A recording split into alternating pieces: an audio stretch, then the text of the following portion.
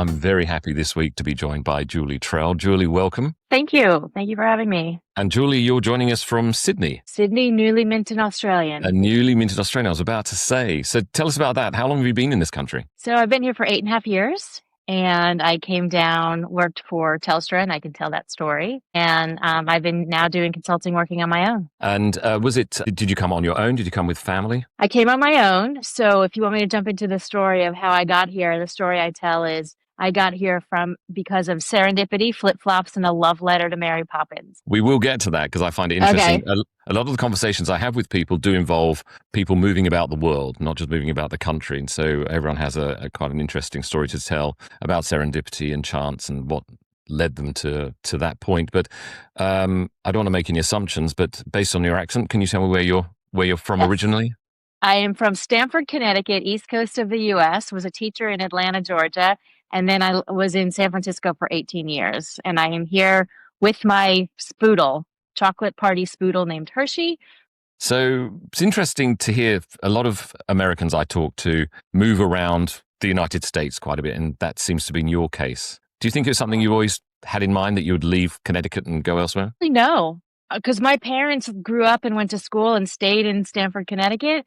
So that's where I thought I was going to be. But it turns out I ended up moving to Atlanta because I went to school there and I stayed and I got my master's. And then through, again, more serendipity, meeting the CEO of Salesforce in Israel in 1998, miraculously, unbeknownst to me, talked my way into a job. You went to school in another state. I know is that still a fairly common thing, or do people now stay in state more? Or well, it's more affordable if you stay in state to a state school, if it's a state school. But many of my friends in high school did go away. Fair amount, about a quarter. Okay. So Atlanta, what did you study there? I was undergrad. I took a lot of psych classes. I studied French. I took Jewish studies, so there were some religious. So my friends joked that I was going to be a psychologist for a French rabbi. And then, so it was liberal arts. And then I got my master's in education. And then I was teaching in the inner city school system. Right. Okay. And so how long did you stay in the education system? I was a classroom teacher for 2 years and then a technology specialist for 4. So I was the one that managed the whole classroom computers. This was before everything was really Wi-Fi. I was also the one that often broke the network and had to figure out how to fix it. I helped fix and troubleshoot the computers. I worked with teachers how to integrate technology into the classroom. So it wasn't just, oh, you finished your work, go play. It was, here's how to use the computers as a tool. I also, again, when they would break, I had to figure it out and how to troubleshoot. These were old Macs. OS 7.1, and oftentimes I would pull the whole motherboard out, smack the hard drive, put it back in, and 8 times out of 9 they worked. It worked. Okay. So this would have been, I'm assuming, a bit of an interesting time in relation to the present day because both students and teachers were digital migrants at that point. Is that right? Yeah, it was newish. So there was computer labs that I managed. A lot of the teachers might have been a bit older. I was learning on the job as well. And learning all like the internet and Google wasn't even born yet. We were using search engines like Dogpile.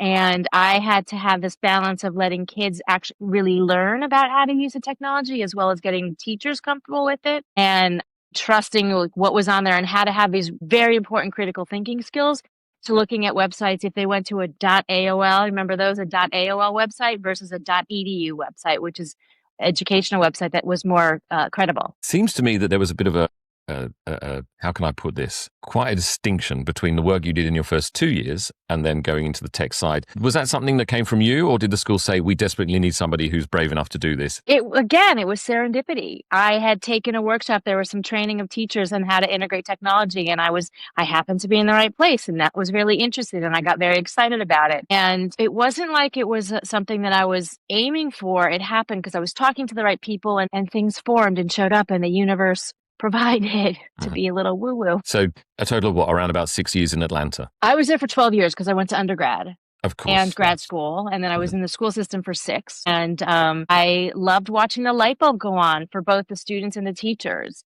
because they understood things and they figured things out. And I was opportunity for people to be creative. And I learned just as much on the job and from the students as the students and the teachers learned. Have you stayed connected in any way in your different roles over the subsequent career?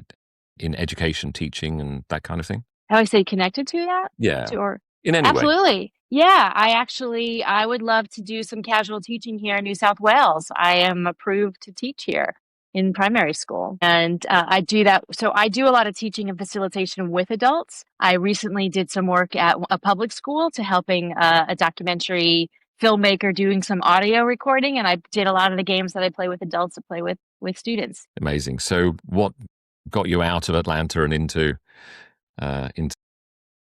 So that was another serendipitously. I met Mark Benioff, who was thinking about starting this company that was going to sell software over the web. This was in 1998 while I was a teacher in inner city. And he also really had this vision of bridging the digital divide while he's about to start a company. So I got really excited about that. And I was 28 at the time, and on my 28-year-old wisdom, I said, Mark, if you're going to start a company that deals with kids and technology, you need to hire teachers. Don't just be a company that gives away money. So while he was building the Salesforce.com and cloud computing, those words weren't even used yet. He said, well, why don't you come out from Atlanta to San Francisco and help me start the Salesforce Foundation? And I said, great. And again, it wasn't something that I had planned. It was an offer that landed. And I said, if I don't do this, I'll regret it. So I had a little bit of 2020. There's nothing, it's just across the country. I can go out and try it. And I landed in the right place. There was a great leader of taking risks, trying things. It was a place that I hadn't grown up yet or lived in yet, where it was the beginning of a company, a startup, a scale up. And there weren't yet full procedures and processes and how to do things. And the roadmap hadn't been designed yet. And I got to design the roadmap, which is something that I really love doing. So were you tasked with building out a team to work with you? How did it go? So it was mostly, my first role was targeted with working with the employees. So my first title there was volunteer energizer, curriculum engineer, and technology inspirer, where I got the employees to go out and volunteer. We were building after school programs, or we were collaborating with the community building after school programs. So with my background in education and getting employees to help out and work with kids and build and design activities, how to use the computer. So that's what I was doing first, build up a team. Then I became VP of all things fun, meaningful, and rewarding, where I had a team and we built, again, those volunteer programs for employees when they started to connect with the community. And they were really building relationships, not just a one and done, but going deep with those relationships. And then also we saw a value on how the Salesforce product was very helpful with nonprofits to use to help manage all of their data, their volunteers, fundraising. So it was this beautiful, purpose-led, again, serendipitous jobs that I had. Was anyone else doing work like this in Silicon Valley at the time? Not at the time. Mark was a real big leader in this, and it was the beginning of it was the 1-1-1 model, which was what it was called in 2000. The 1-1-1, 1% time, 1% product, 1% equity, where companies were asked to put money aside. It has now been morphed into the pledge 1% model and concept 25 years later, getting companies to committing to the community in whatever form they can afford or what works for them, whether it is in volunteering, whether it is discounting and donating their product, whether it is putting money aside pre-equity, pre-IPO that can fund a foundation to invest in relevant grants. So it's hard to keep up. You had some really florid job titles. What was the next job title you were actually given? So from Salesforce as VP of all things fun, meaningful, and rewarding, I became the executive director at the Workday Foundation, doing similar work, helping them build and grow their foundation, their corporate philanthropy, with what aligned with Workday as an HR product, and getting employees volunteering, contributing, and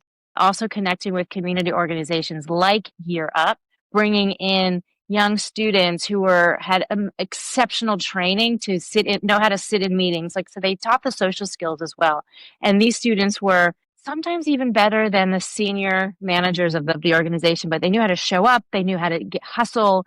They did their work. They were accountable for themselves. Had they been trained? Somebody had trained them? They had been trained through Year Up. So they had all this. They had technology skills, and the social skills, the human skills on how to show up in a meeting, not to use your phone, how to think forward, do things that might not, to anticipate things that could happen. And these are some of the most exceptional young people in the company. Tell me if it's a bit crass to ask, but this was an interesting time because I know there was a lot of money sloshing about in these startups, and at that time, how did it work in terms of salary remuneration and shares and all that kind of stuff? I had no idea. I had no idea because I was a teacher. I was in inner city Atlanta as a teacher, and you got whatever the band in your experience was, so you couldn't really negotiate. When I had met Mark Benioff, and I'm talking about, telling him again in all my 28-year-old wisdom, you need to hire teachers. He said, great, how much do you want? And I'm like, I didn't know, I was living in Atlanta. And I said, well, if I'm going to move to Atlanta, you need to double my salary. I had a master's salary. And after that conversation, I get back home. We were at an event in DC. I get back home, there's an offer letter on my desk, exactly what I asked for. So I was like, okay. And now the next step is my spring break was happening. You now need to fly me out to San Francisco so I can check out what life is like in there. So back then, that's what I was learning. My hashtag, it never hurts to ask. Hashtagging before Twitter was born yet, but it never hurts to ask. And I said these things, and I got the job the role and the salary and the compensation I asked for. There was not really a job description yet. So I loved stepping into roles where there really wasn't a job description where I could design it. Ergo, I was able to create those fun titles. One of the reason I came up with it was people knew that I was in charge of volunteer activities. And it was, again, not volunteering for volunteer's sake. We were really building relationships with the community.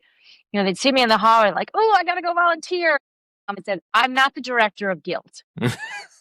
And when I would go out to these events and see the employees get so much joy, even to the point they were volunteering cleaning toilets and shelters, seeing all the joy and the reward, and they were also having fun. That's where I got the title, VP of All Things Fun, Full, and Rewarding. Excellent. So Salesforce, how long did you stay there for? I was there for 12 years.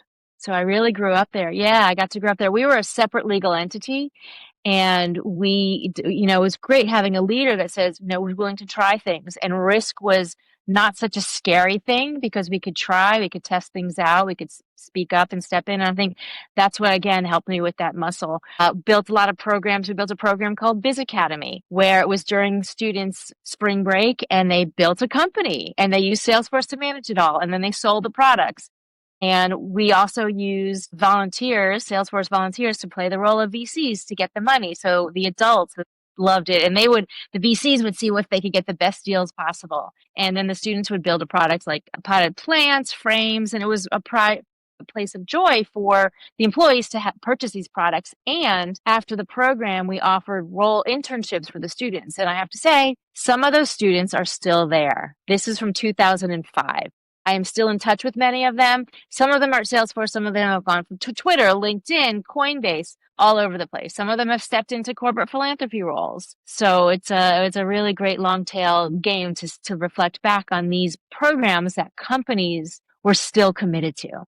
So it sounds to me like you were in an incredible role, a role that you managed to have a central part in sort of forming that role. So why did you leave? Why would you take a risk, step out? 12 years in one company is a very long time. There was also management changes. To say it was fully my choice might not been. It was a combination of the universe and things and people and taking that risk. And it wasn't easy. When you leave a role someplace at 12 years, that was very much my identity, and learning how to show up. And I was still asked to give talks and do this, and how to separate my identity from Salesforce to what Salesforce helped me become as my identity. Okay. So where did you jump to? I jumped to taking some time off, and then more serendipity and my connections of being in a network. I went to Workday. After I was going to do some stuff. There was a fellowship program that I was looking at through the government, and then this role came, and I decided to, again, I don't have all the information. This seems a lot bigger than who I am, but I'm going to try it anyway if they believe that I can do it. And was that same geographically, the same It was still area? in the Bay Area, the Silicon Valley area, yeah. Workplace culture is something that comes up a lot in these conversations. How jarring was it, or how natural was it? to go from one to the other? Look, if you talk to anyone that's been at Salesforce for a long time, you get spoiled and you really understand it was a great education. And it was different when the next company that I landed in, they wanted to emulate Salesforce, but there was different culture, and it wasn't a full match, but it was an excellent learning experience. And I helped bring in programs like Year Up, which are still there. So I left some seeds. When you leave Salesforce, where you had this, sounds like really quite unique and very, very wonderful workplace culture, and in your new role, it was a workplace culture where I learned a lot. I think you can't say that any workplace culture is 100% awesome, perfect. So through it, building alliances and relationships and knowing, checking in with your gut, with moral and ethics, what works. And so it was a great lesson. And going elsewhere, the organizations do things differently. Sometimes you can bring what you've learned. Sometimes you don't want to bring what you've learned. I ended up doing an executive creative leadership program, which was a lot of design thinking. And again, it was another place. Here's my identity from 15 years in Silicon Valley at these corporate growth companies. How can I take what I've learned and separate myself from it and add to it? And so this was it was called Think, THNK, and worked with other corporate refugees and nonprofit leaders. And it was a really amazing global organization that's helped me think different. THNK, think different, and human-centered design. Nice. So we're edging closer to Australia at this point. God, well, just going through that program was amazing. And it was in Vancouver, so it was a residential. I would go a full week, once a month for 4 months. So yeah, one day I was sitting on my couch on Facebook, and I saw a friend of mine in London who said her friend in Sydney was looking for someone to fill her flip-flops. Now, at this time, I wasn't looking for anything. I was doing my own consulting. That's a whole other challenge. Sometimes you have great months and sometimes not. So I'm like, I like flip-flops. Now, this woman was English, living in Sydney, Australia, ergo flip-flops, not thongs. And she had this beautiful job description that said, looking to fill the flip-flops because she wore them everywhere, every meeting, every event. And I read the job description, and it said looking for someone that has the gravitas to work with corporates, someone that knows and loves and appreciates the startup ecosystem, someone that is more concerned about the success of others than their own personal gain. These are the 3 main bullets that I remember. This is 9 years ago.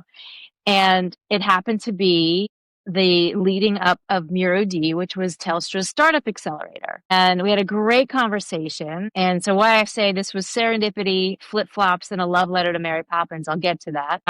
We had a great conversation, and she flew me down here to check it out. And it was summer. She turned on all of the bells and whistles. And I, again, had that moment of 2020 reflection. If I don't take this, I'll regret it. Just like I thought about when I went to Salesforce Foundation. There's nothing to lose. I can, come down here. So I came down here to start to help take over her flip-flops at Miro D, which had 5 programs across Australia and Singapore.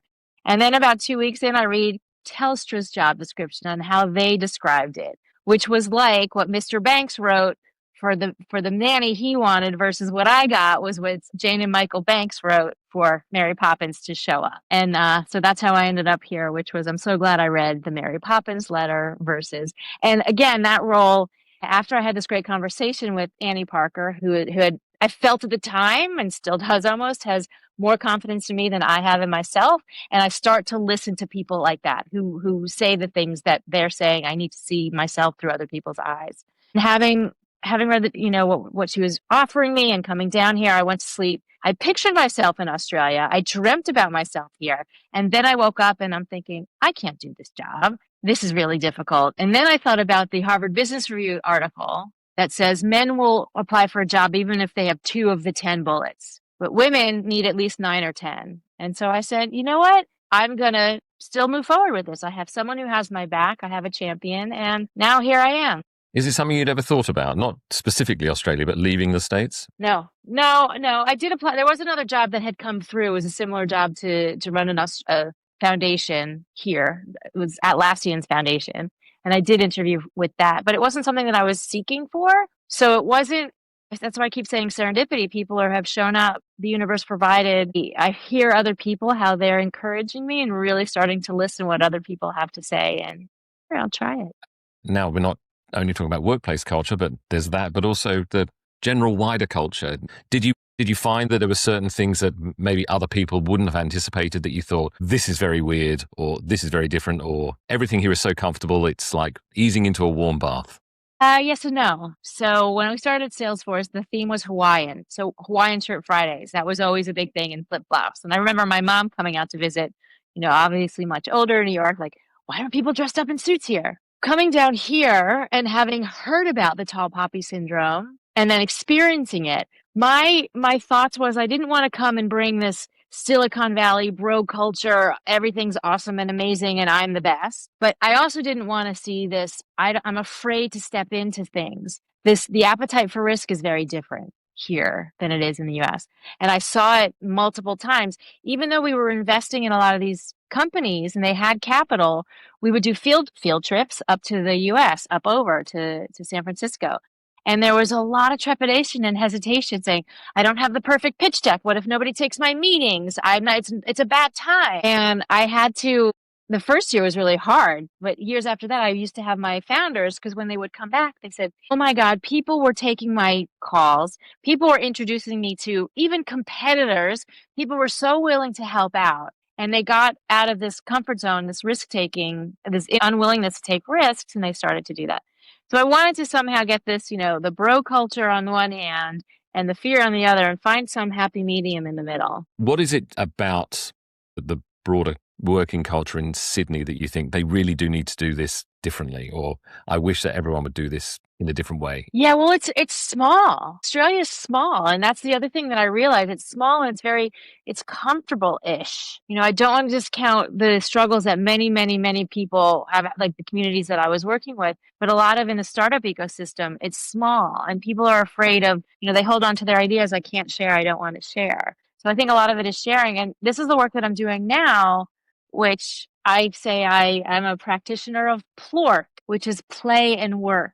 So getting that mindset of play into work, not play for play's sake. Oh, we're just going to go and have a ping pong table, but the concept of playing and innovation and getting in flow to help with innovation, to help with communication, to lower the risk feeling and increase the appetite to take risks. Something to change, effectively. The question was about changing something, Yeah, an attitude or a philosophy or... Yeah, and it's a mindset. It's a mindset. It's a play, and I do that through play and the other, what I call the other AI, which is applied improv, using the principles of improv, being human, listening. Those listening skills are so important, and being curious. And the world we need to be in now is anywhere, not just in work, is to being curious and listening and understanding. And I think that's a way to get innovation for jobs. Like all of my jobs that I've got were non-traditional pathways. Interviewing, submitting the resume, it's a really tough process. I'd like to ask you something about your work in mentorship, if that's Yes. okay. Because Yes. you're involved in a very interesting project. Can you tell us something about that? Well, there's two. One is with startups, tech-ready women. I mentor women founders who are building their companies. And I like to say, and I say this when I'm mentoring, I'm Glinda the Good Witch, prop in hand, because everyone is already wearing their ruby slippers, meaning they already have the answers. And I ask a lot of questions. So the confidence, the fear of risk taking will be lowered. So the other organization that I do is Mentor Walk. And Mentor Walks is just for women. In Sydney, it's the last Friday of every month. We meet at 7 a.m. at the Sydney Opera House. And mentors who have had 20 plus years as executive roles and leaders are paired with 2 or 3 other women to just walk and talk and ask questions. My role is holding space and asking the questions. And honestly, I learn more from the mentees than I do sharing with them. And this organization is in many cities across Australia and even in the world. There's in Singapore, there's in New Zealand. And so mentorwalks.org, check it out. It's a great organization because you can ask the questions that you don't feel comfortable asking colleagues at the company. It's all confidential, and it's a way to get objective feedback. Julie, thank you so much for your time. You've been fascinating to talk to. Thank you for asking. This has been fun.